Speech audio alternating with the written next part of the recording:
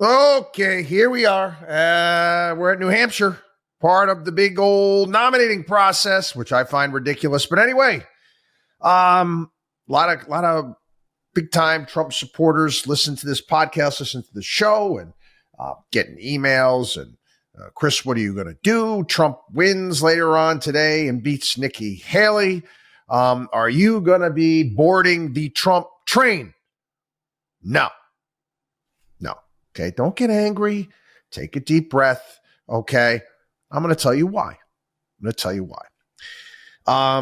First and foremost, I know everyone's thrilled. The Trump supporters out there thrilled. He wins New Hampshire. He's ahead in South Carolina. And again, we've gone over the polls. We talked about him here on the program and where he stands against Biden. Please stop getting excited. There's a long way to go.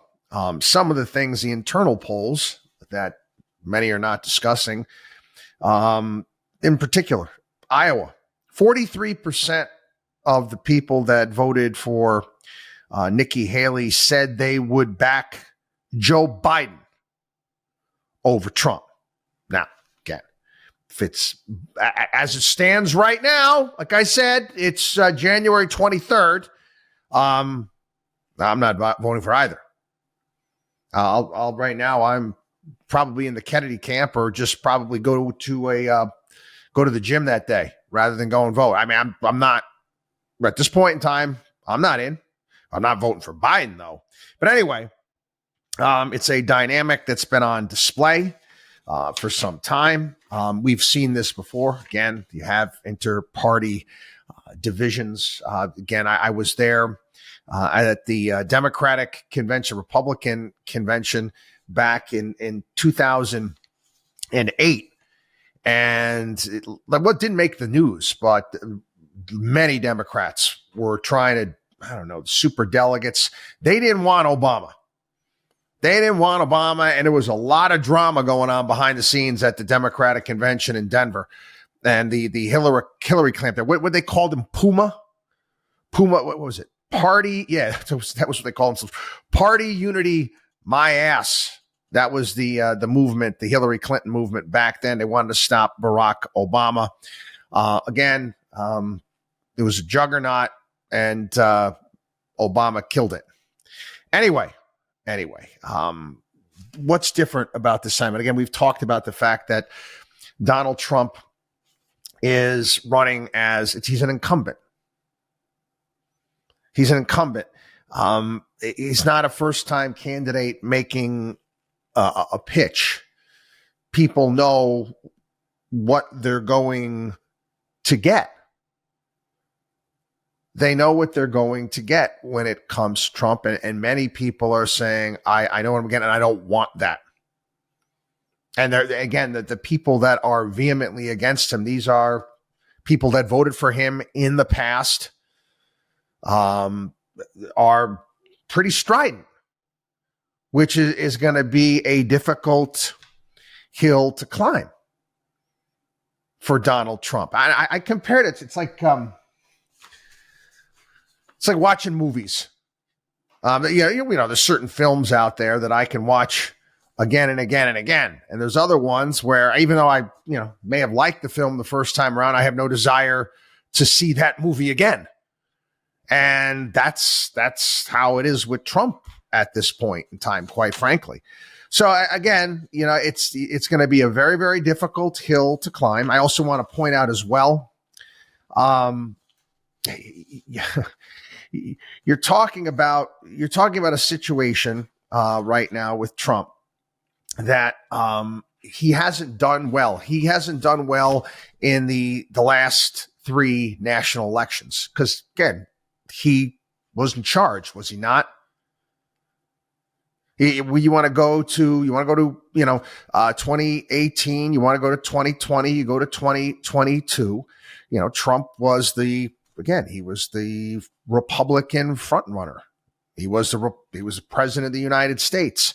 He's underperformed and lost in the last 3 national elections. I know many Republicans right now are planning saying that the party hasn't, in their opinion, this is what they're saying, is the party hasn't hit rock bottom yet. And the possibility that, another loss for Trump this time around, might do something. Again, I don't put any faith in the Republican Party. I'm not a member of the Republican Party for a myriad of reasons. So let's talk about the issues. Okay, people are going to, I know I'm going to get the emails out there. Hi, you're not going to vote for Trump. Your Marxists are going to win and yada, yada, yada. Listen, okay. Cut it out. Cut it out with the nonsense, please. Spare me. Not to say that I won't vote for Trump, but right now, my opinion, he is woefully unprepared. He is any vision that he is offering on things. Quite frankly, it's a couple of the items I am very much against what he wants to do. And the other topics that he talks about on the campaign trail, he just says, yes, we're going to get rid of the national debt. Could you provide some details on what you're planning to do to tackle these issues? Because you go to his website, and he's got his various different issues that he's, talks about, and maybe a sentence or two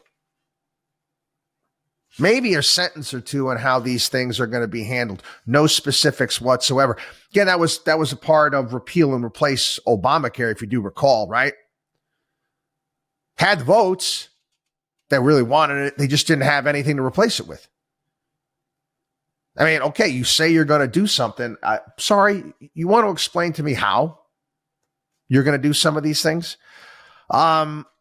Listen, I understand. He talks about dismantling the deep state. He wants to reissue that 2020 executive order. It was called Schedule F, which would allow him to reclassify masses of employees. Again, draining the deep state, the swamp. It's easier said than done. Again, I don't know if this is going to pass the legal test. Vivek had an interesting way of doing it. He was going to make it random to some degree, or was going to be based upon the last digit of your social security number. The U.S.-Mexico border, he's pledged to immediately stop the invasion of the southern border and illegal immigration. He will direct U.S. Immigration Customs Enforcement to undertake the largest domestic deportation operation in American history. Now, again, that sounds good. It sounds good, but how do you plan on doing that?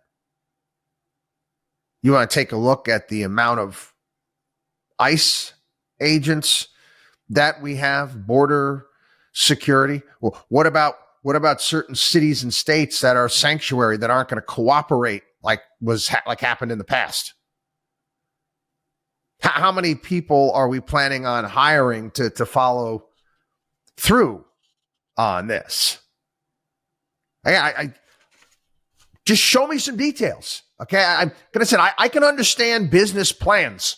It's what I do for a living. Okay. I can take a look at a business plan and I can tell you whether or not it's going to be successful, but you want to show me something, right? Just saying you're going to do something, quite frankly, is not good enough. And the policy positions he's put up on his website, again, a sentence or two. It's incomplete. Now, the one thing here that I am vehemently against, again, this is stupid. This is dumb. And I don't think a lot of you Trump supporters fully understand just how dumb his tariff policy is. This 10% tariffs on just about anything that comes into this country across the board. That's inflationary. Not to mention the fact that you're talking about goods, you're talking about inputs that companies here in the United States have to buy to put out a finished product. So it makes their costs go up. When Trump instituted his tariffs the last time around, I've got a lot of clients and people I know that are involved in construction and home building and a myriad of different things. And talking about how much more expensive everything has gotten because of these tariffs. Because again, they have to pay the price on the shingles that are coming in from Canada or wherever it may be. And who ends up paying? The person that ends up buying the product, you and I. Tariffs haven't worked. We can go and you can take a look. And they talk about, oh, these are the jobs that were created in manufacturing. It's not true. It's not true. It's been a disaster. It shrinks rather than expands. You are raising the costs on producers here in the United States. It hamstrings American production. It hamstrings American competitiveness. Every job supposedly created or saved by tariffs. It forces Americans to pay more. And again, keeps non-competitive companies operating. And you don't believe me, go look at the data yourself. And that's the one of the few specifics that he's laid out is 10% tariffs on everything. Trump, after winning the Iowa caucus, he's giving a speech. And he said, we're also going to pay off the national debt. It's about time. Yeah, he also said the same thing.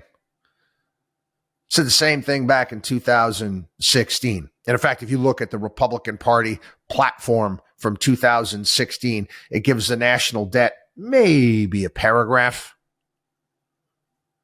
Maybe a paragraph. Okay.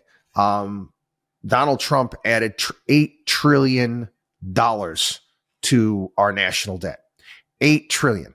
But COVID. Okay. Half of it. Half of that you want to give him a I don't know, what's it called? Handicap? You want to give him a handicap, a golfer's handicap? Half of that money was COVID. So did he deal with the national debt at all? At all. And this is where it also comes down to another issue, which is, obviously very important to us at Markowski Investments, and that's obviously people's retirement and Social Security. And Donald Trump's line of attack on anybody that's looking to actually do something when it comes to Social Security. And again, I am not by any stretch of the imagination in the Nikki Haley camp. But at least I have to give her credit for being honest when it comes to Social Security and the need to reform what we have now. Donald Trump pulled out the old Democratic golden oldie with Paul Ryan pushing grandma off a cliff. What did he say here? So he had radio ads running in New Hampshire here. Year after year, you paid into Social Security. Now Nikki Haley wants to keep you from collecting what's yours. Miss Haley would cut benefits for 82% of Americans. I know it's politics, but that's a lie. First and foremost, Social Security is running out of money. It's running out of money. It's going to be cut by 23% within 10 years. It's going to be cut between 23% within 10 years. Now, the infancy of Markowski Investments, go back and read my columns from back then. I warned people that this was going to happen. Warned people, and I said, you know what? If you want to really prepare for retirement, plan on not getting Social Security. That's part of Donald Trump's ad. Americans were promised a secure retirement. They were. They were. I don't recall. I said you can build to secure your retirement, and if you're smart, like I said, you're not planning on getting Social Security. I went yesterday. I went to get little Social Security. Go to their website, and you have your account, and you're going to see how much you're going to be getting at a certain age. And I laugh. But quite honestly, if I don't get it, I don't get it. The one thing I don't want to do is be taxed anymore, as I'm paying the maximum already, and I'm a business owner, so I'm paying over 12% as it is, which in essence, I look at it as a tax. People go, oh, it's FICA. No, it's the same shit. Okay? Income taxes. No, combine the two. Okay? Combine income taxes, combine your payroll taxes. It's a tax. And when you're a business owner, you pay twice. I'd rather not get a dime and have them come and try to raise Social Security taxes, my payroll taxes again. Anyway, again, I'm not saying that Haley has got any sort of detailed proposal. But she basically said, hey, listen, this is going to be anybody in their 40s, 50s, 60s or older. It's not going to touch that age group. The younger generation is going to have to pony up when it comes to this. And obviously you've got demographics that we've talked about here on the program that are different now than when Social Security was put together. She talks about limiting the benefits on the wealthy. Okay, just don't tax me more. Okay, I pay enough as it is. Again, why this scares me is I've written columns talking about the Treasury Department already has contingency plans put into place. I wrote about them in one of my columns entitled "Retirement Raid," where again, they've got a plan where they would just basically get rid of 401ks and IRAs and create another government account, a government annuity, which essentially would basically confiscate all of your money. They'd say you have it. They say it's your account, whatever it may be. But forget about stocks. You have no choice but to buy government bonds, which again, you're lending the government money, which would perpetuate the Ponzi scheme. And again, maybe I'll bring it up. We'll talk about it on the radio show this weekend. This actually, they've been working on this. This goes back to the Obama administration. Again, you take a look at the numbers, and you take a look at the direction we're heading. And if you don't deal with entitlements, you're not dealing with the national debt. Back during COVID, when I was blasting the COVID response, and you're seeing the demographic breakup of COVID and who was it affecting. And, I said, it's almost like this was designed by the Chinese, like a Logan's Run type of a disease to kill older people, because China's in deeper trouble. They're not having any kids, and they're going to have all these older people, and they got to find a way to get rid of them. And again, conspiracy theory alert, what I just said, but if that was to come out, would I be the slightest bit surprised? No, I wouldn't. So again, Donald Trump train. No, I'm not getting on the Trump train. Do some of the things I agree with Donald Trump and some of his policies, foreign policy, abso-frickin-lutely. I'm with him there. And again, some of the old school Republicans, they call it isolation. It's not isolationist. It's peace through strength. And I don't like that the media puts a lot of that crap out, like saying he's like anti-Reagan. I'm giving Trump credit right here. Anti-Reagan when it comes to his foreign policy. That's horse manure. I don't recall, Reagan starting wars all over the darn place, for crying out loud. Yeah, did we up our military expenditures? Yeah, you won the Cold War without having to fire a damn shot. So yeah. Do we need to rethink NATO? Absolutely need to rethink NATO. We already went over that here on the program. It's only 11 countries that are actually paying their fair share when it comes to NATO. All of our adventures going back to post-World War II, for the most part, have been an absolute disaster. Some of this other stuff, again, they talk a lot about this, and I know a lot of the MAGA people are really into it. You know, he said he wants to ask Congress to pass a bill establishing that only 2 genders as determined at birth are recognized by the United States. Okay.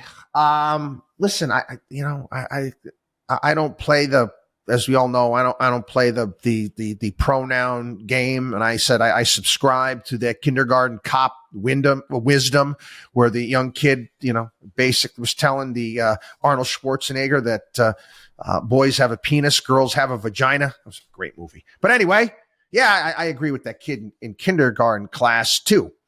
But these are, they're cosmetic. These social issues to me are cosmetic at this point in time. The pendulum will automatically swing back in the same direction. We're seeing that happening already. What do I mean by cosmetic? When you have, let's just say, a hurricane comes through. Hurricanes, some of our, friends down in Southwest Florida, for example, got hit by the hurricane. And, you get a big, your shingles on your roof come off, you got a hole, and you got water coming into your house. You also have, some of the pictures on your wall get knocked down and broken. What do you focus on first? Do you focus on the pictures on the wall? Do you focus on the big issues, the big problems? That's what you have to tackle first. And again, some of these social issues, I find them important. You can lead on them. You can talk about them, but everything does not need to be legislated. And a lot of this can be left up to the states. I'll tell you something. DeSantis lost one of his biggest backers, one of the richest guys in the country, Ken Griffin, based upon a lot of his, social policies in the state of Florida. Trump, when it comes to energy, I agree with him wholeheartedly. I'm all on with the, Sarah Palin drill, baby drill. Education. Again, I agree. You don't need a Department of Education. It's a joke. But, I do believe, and this is not a traditional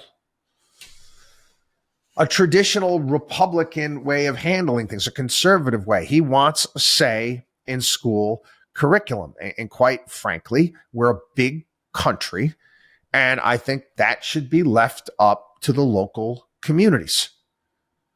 Again, got a 10th Amendment of the Constitution. We got states' rights. I don't think the President of the United States should be messing around on this. He talks about he's vowing to fight for patriotic education. He says under his administrations, schools will teach students to love their country and not to hate their country like they're taught right now, and will promote the nuclear family, including the roles of mothers and fathers and the things that make men and women different and unique. Oh, okay.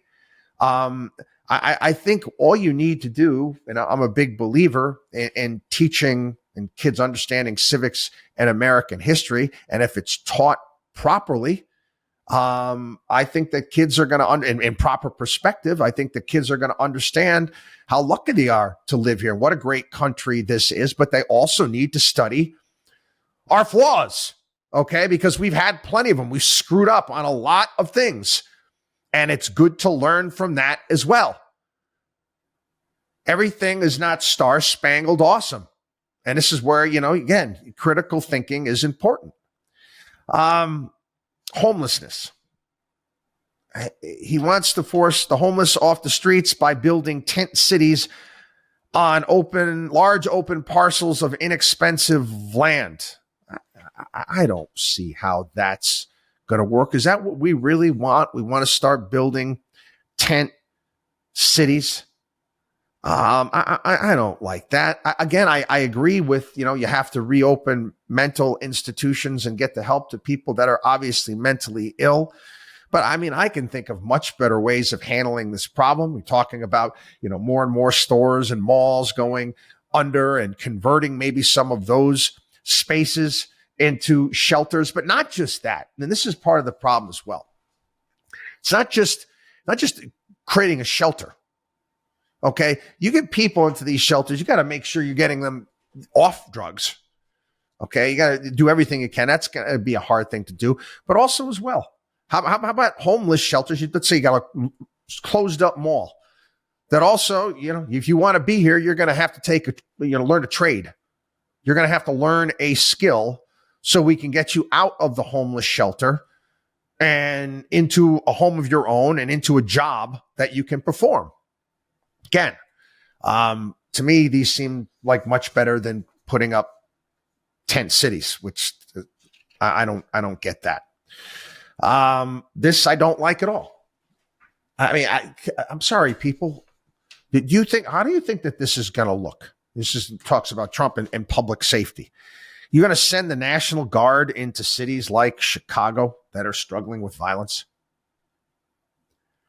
Do you not see the unintended consequences, the things that might happen with putting the military in cities here in the United States to deal with crime?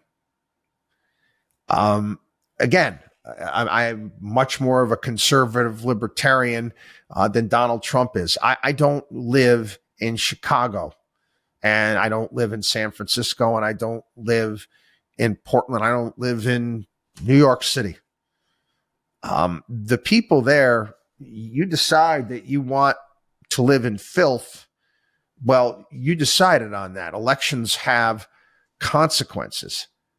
I can't even imagine. You ain't seeing, what are you going to have? You got to have tanks running through the streets of certain areas of Chicago and the United States of America? I grew up in a time, I mean, younger people don't realize, you never saw an automatic weapon at an airport, for crying out loud. Now they're everywhere. You don't even see it at international airports. You never see it here in the United States. You want to have the military on the ground in cities. No, I don't think that's a good idea. He's also talked about this as well. He says, as a deterrent, local police should be empowered to shoot suspected shoplifters in the act. Very simply, if you rob a store, you can fully expect to be shot as you're leaving that store. Again, unintended consequence. Do you think people are going to want to go to stores? Let's say you're a mom with your kids, and you want to go to Walmart, and you want to deal with the fact that if somebody is robbing or stealing stuff at a Walmart, there might be a shootout in the store when you're there with your kids. I'm sorry. I'm saying it's just stupid. It's stupid. Yes, you want to have security on the way out. You want to grab people, but no, you're not going to be shooting people at the Walmart and the Target when they rob the damn store. My God. Do you understand risk and reward here? Somebody misses. It's a security guard. Hits a kid. Do you think any store is going to allow that, is going to want that type of liability in their store? Yeah, I'm all for having security and security guard and stopping people. But shootouts at the store? Come on. But anyway, I'll get back to the Trump train. And I know, hey, you got to get on the Trump train. No, I don't. Until Donald Trump